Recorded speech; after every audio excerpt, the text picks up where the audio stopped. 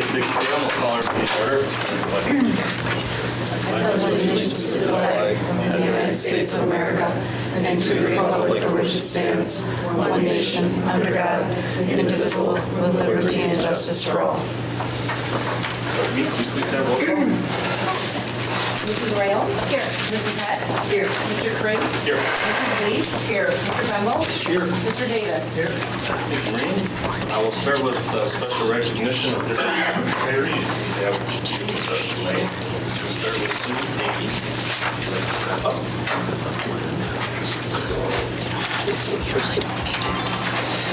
Hey, Sue.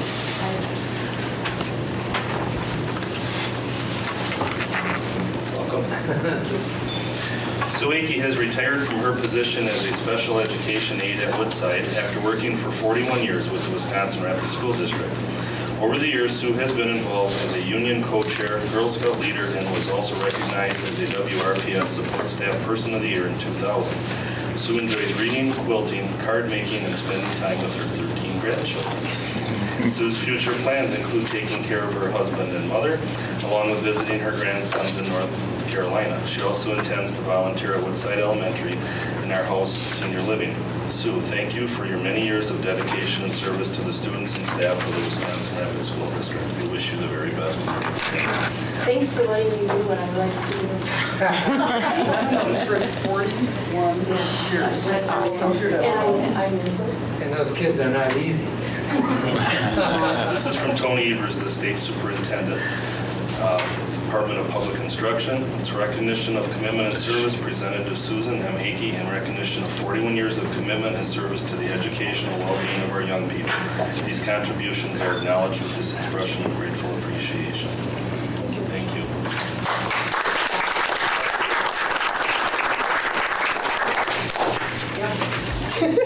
Thank you, Senator. Thank you. Next, we have Vicki Lohr.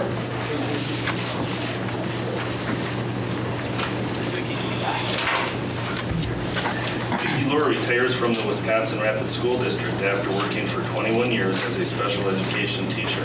She has had the opportunity to work at Meade Elementary, Rams, and East Junior High, and has stated it has been a pleasure and privilege to work with and learn from the amazing school staff, special education staff, and central office staff. Vicki would like to thank the evening custodians for allowing her to be in the way and underfoot many evenings. While at Meade Elementary, Vicki was involved as the building WREA representative. She also helped with the inception of the charter program at Meade. Vicki assisted with the initial implementation of the math interventionist program. Vicki enjoys kayaking, biking, camping, traveling, and garage sales. She looks forward to spending time with her grandchildren and traveling to the 10 remaining states she has not had a chance to visit. She is also planning a trip to New England in the fall. Vicki will catch up on her reading during retirement because there never seemed to be enough time to read all that she wanted to before retirement. Vicki, we're sure you will miss the opportunity to write another student IUP. We wish you all the best in your retirement, and thank you for your many years of service to the students of the Wisconsin Rapids Public Schools. Congratulations. Thank you. Thank you very much. Tony Evers, the state superintendent of the Department of Public Instruction, recognition of commitment and service presented to Vicki D. Lohr. In recognition of 21 years of commitment and service to the educational well-being of our young people, these contributions are acknowledged with this expression of grateful appreciation. Thank you. Thank you. Here's the IEPs, and I already have plans. I have some 7th, 8th, and 9th graders that still need to be annoyed a little more, so I am going to come back and sub to bug them. It's good. We need subs. So is my 75. Every time you do this, it makes me wonder how we're going to replace that level of commitment and excellence. But hopefully the new hires we bring in will bring in some energy and fresh ideas. So thank you very much for your years of service. Next, we'll move on to the minutes. Okay, I would make a motion that we approve the regular Board of Education meeting minutes of June 8th, the special Board of Education meeting closed session minutes of June 8th, the special Board of Education meeting budget hearing June 29th, and the special Board of Education meeting open and closed sessions of June 29th. Second. Okay, we have motion to second to approve the regular Board of Education meeting minutes of June 8th, special Board of Education meeting closed session minutes of June 8th, the budget hearing of June 29th, and the open and close meeting sessions of June 29th. All those in favor, please say aye. Aye. Opposed, motion carries, minutes are approved. Next, we have comments from citizens. Green, we have anything tonight?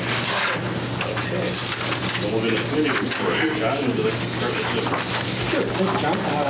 We met on July 6th, at a very efficient meeting at 6 o'clock we started. We had one consent agenda item, that was a inter-district agreement to have 4 students come from the Eau Claire area to do our virtual school. Anybody would like to hold up? All right, I'll second the motion. Okay, we have motion and second to approve BS1. All those in favor, please say aye. Opposed, motion carries. Then the balance of our meeting is a review of the Mid-State Technical College Instructional Services. Fee we get from them, where they just bill us and then you pay it and they pay us right back. And then we also had a proposal from Department of Business Systems for a 3-year renewal on the MyCollege system that the school district currently uses. And in talking with Phil, they are very happy with it, and it's been a very good system for us compared to the ones we've had in the past. With that, I will submit the balance of our minutes for approval. Motion and second to approve the Business Service Committee meeting minutes of July 6th, 2015. All those in favor, please say aye. Approved. Thank you, John. Moving to Personnel Services met last Monday, and we began at 5:45. We had a lengthy but efficient meeting. And from that efficient meeting, we have 12 consent agenda items, and they are as follows. Number 1, the committee recommends and I move to approve the 2 support staff resignation requests. 2, the committee recommends and I move to approve the 3 professional staff appointments.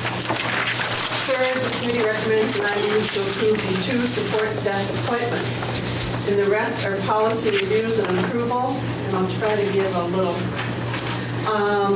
PS4, the committee recommends and I move to approve policy 411, student non-discrimination and anti-harassment for first reading with a change to the title as discussed in committee. What we're basically doing is we had, this policy was bullying, harassment, and was all together. And we're just breaking it out and making bullying separate. And the whole gist of some of these. We're also trying to separate employees from staff. Good for that. 5, the committee recommends and I move to approve policy 411, Exhibit 1, complaint form for first reading. And what we tried to do with this was just make it more generic and more open. Number 6, the committee recommends and I move to approve policy 411.5, bullying for first reading with the changes discussed in committee. This is just breaking that out from the harassment. 7, the committee recommends and I move to approve policy 511, non-discrimination and equal employment opportunity first reading with cross-references included as discussed in committee. And this is, if you read through it, these are things that we must have. We cannot delete any of them. If you read some of them, you sometimes wonder.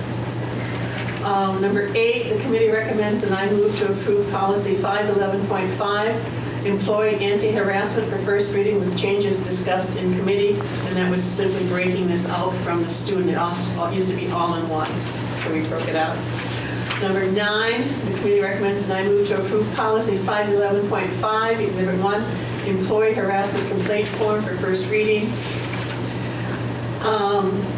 10, the committee recommends and I move to approve policy 347, Rule 2, student record files for second reading. And this is there was a lot of changes, and this was directly from DPI, things that we had to include. Number 11, the committee recommends and I move to approve policy 347, exhibit, request to disclose directory information for second reading. We discussed this. We have a lot of people asking for a lot of our student information. In PS 12, the committee recommends and I move to approve policy 491, photographing of students for second reading. Basically, nothing like this can be in our locker rooms. So does anybody want anything held out? I'll second that. Okay, motion second to approve PS 1 through 12. All those in favor, say aye. Opposed? Motion carried. And then we did have policy 347 Rule 1 guidelines for the control and maintenance of student records. And this was tabled, we had some questions on it, and we have to get some of those questions verified before we can act on that. And with that, I move that the minutes from the July 6th Personnel Services Committee meeting be approved as printed.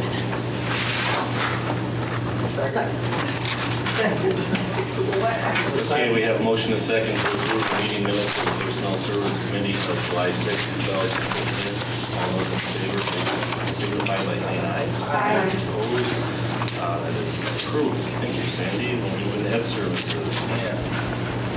Well, we had a very short one. Not really, but that's okay. Meeting on July 6th, and we started at 6:52, and there was no public comment. Our one actionable item was about the Spotlight School Grant for Howe Elementary School. And I suppose no one wants that held out. Matt Renwick is the principal of Howe Elementary School, explained Howe Elementary School's eligibility for the Spotlight Schools Grant in an amount of $25,000. Eligibility requirements include receiving the School of Recognition at least 3 years in a row, and last year was Howe's 7th year. It was noted that Howe is the only CESA 5 school that is a Spotlight school. Scott Kellogg, who was the former principal of Howe, was also in attendance. Mr. Renwick and Mr. Kellogg reviewed the history of Howe being SOR, which stands for School of Recognition, what the grant monies are used for, and the expectations of receiving this grant. I'll second. I didn't make a motion. Well, I think we have a motion, and I know we have a second. PS 1. All those in favor, please say aye. Aye. Opposed? Motion carries. Okay, then we went on to an update about one-to-one technology initiative. Phil Bickelhoff was here. He's the Director of Instructional Technology, and he shared a presentation that helped explain the one-to-one technology initiative. This initiative refers to schools providing each student with an electronic device. He reviewed the advantages and disadvantages of this, as well as how it differs from bring your own device. Next steps include surveying the stakeholders, identifying areas currently using technology, defining current needs and gaps, evaluating IT infrastructure, developing a plan for sustainability, identifying what curriculum needs that will drive device selection, and discussing professional development. It will be important that staff know what expectations there will be if the district moves towards this initiative. So with that, the committee recommends and I move approval of the Educational Services Committee minutes. Just one comment, John. I can continue to be concerned about students who do not have access to the internet, and then we find a way to get them connected. Wonder how long it is till the day comes when Wi-Fi is available everywhere. You can go to the library, you can go to the school buildings, but it's an hour apart. Well, when I'm on the road, I have trouble finding it. Okay, we have a motion and second to approve the Educational Services meeting minutes for July 6th, 2015. All those in favor, please say aye. Aye. Opposed? Minutes are approved. Thank you, Ann. Next, we'll move on to agenda referrals or information requests. Anything tonight? Okay. Move on to the legislative agenda. Mary, any reports on that? I'm speechless. I looked online today, I went through papers, and I guess I'm just a little bit saddened by I'm saddened by what I found as far as what's happening with education. And because the governor announced today, I think that kind of took precedence over everything, and that maybe makes me a little sadder, just because what we're going to have to do in our schools. I was reading our mission statement and thinking, you know, working together with home and community, we are dedicated to providing the best education for every student, enabling each to be a thoughtful, responsible contributor to a changing world. We're going to really have to work together with home and community to make it work for our students. And I think that's what I see as the board's most important job, because we're going to have to do what we have to do. And I think our staff will, but I think we as a board have to really support that, do what we can do. So I did pick out just a few. I took the Tribune just because I thought it would be on the first page, but it wasn't. But it just says that Governor Scott Walker signed the budget, brushing aside complaints from his own party about the $73 billion spending plan and fulfilling his promise to get it done before he announces he is running for the Republican nomination for president. And I'll just jump to the schools.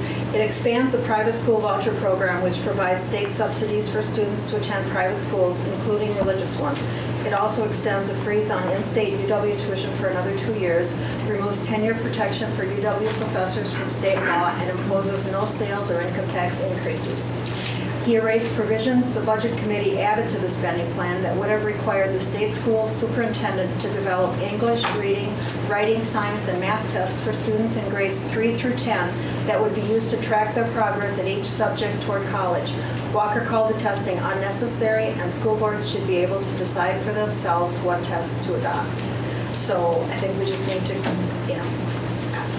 stay vigilant and work as hard as we can so that our kids get the best that they can get. You know, it's nice that we have a basketball team in the state. They need a new arena, but I can't help but wonder what that $250 million could have for the education of our youth.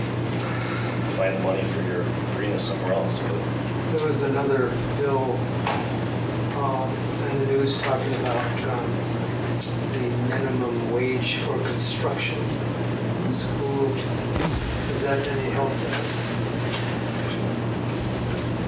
I don't know what the outcome of that was. There was suggestion that that be removed. Yes, they did pass it. But I gave you each a packet of Governor Walker's comments on his budget, and then specifically the educational pieces. I don't recall what the outcome of it was. We'll find out. But you're talking about prevailing wage, Right. and they wanted to keep schools out of that. Well, the last thing I saw that was, the state level is the one he was going to protect or remove, Yes. but keep the federal level for our federal projects. No, they kept one, and the local got, then they passed it for local projects. And they kept the one for the state of Wisconsin. But will that make those projects less expensive, or will that just be a higher profit margin for the business owners? Because the workers are going to lose money. That's the whole thing behind it, so. And I think there's a lot to be, this is just so fresh, and there's a lot to be seen what things even mean. I did, Colleen did give me this too, because I didn't get much from one of you, but also, this are the vetoes. Governor Walker signed a 2-year, $72.7 billion state budget Sunday after issuing 104 vetoes, about twice as many as he did in the last 2 budgets he approved. The ones that do affect our schools would be participation in athletics and extracurricular activities, and I'm not really sure how that's going to pan out yet, so I guess maybe next month, maybe if I learn a little more about it, I'll do that. The special needs voucher eligibility was another one, and also the state assessment system. So we'll see what happens, and maybe I'll bring it back next month. You want to get vetoes in those areas. It wasn't necessarily to our assistance. No. Well, on that high note, we're going to move on to the bills. I would make a motion that the receipts be noted and the bills be paid as printed. Okay, we have a motion second that the receipts be noted and bills paid as printed. We have a roll call on that, please. Mrs. Heck? Yes. Mr. Bengel? Yes. Mrs. Lee? Yes. Mrs. Rayle? Yes. Mr. Davis? Yes. Mr. Craig? Yes. I just wanted to note that, I think everybody does what they can to increase their budget. And we had income from recycling batteries. We had a lighting rebate. And we also had iron recycling, scrap metal, Well, it's just. there's one more on there too, the cell tower though. The who? The Rockwell, the cell tower. Oh, well, yeah, that's under contract, right? But still, it's our land. Okay, we'll move into new business. Possible action on employee appointments, resignations, and retirement requests. Brian, you're on. Yeah, there is, I placed a handout at the table for you. There is one additional staff appointment that we would recommend approval on that we had an offer out to that was accepted by Eric Severson for a teaching position at Meade Elementary School. This opening occurs as a result of some staffing changes with a teacher from Meade moving into a new role within the district. So we would like to recommend that you approve Eric's hire for this position so we can move forward with the hiring process. I'd make a motion for the approval of Eric Severson for the Meade Elementary position in grade 2. I'll second. Okay, motion is second to approve the appointment of Eric Severson to Meade Elementary for grade 2. All those in favor, please say aye. Opposed? Motion carries. Okay, we hit the calendar. We do have a meeting in closed session immediately following this one, and we have nothing else to do until August. So with that, we're adjourned. Thank you, everyone. That was a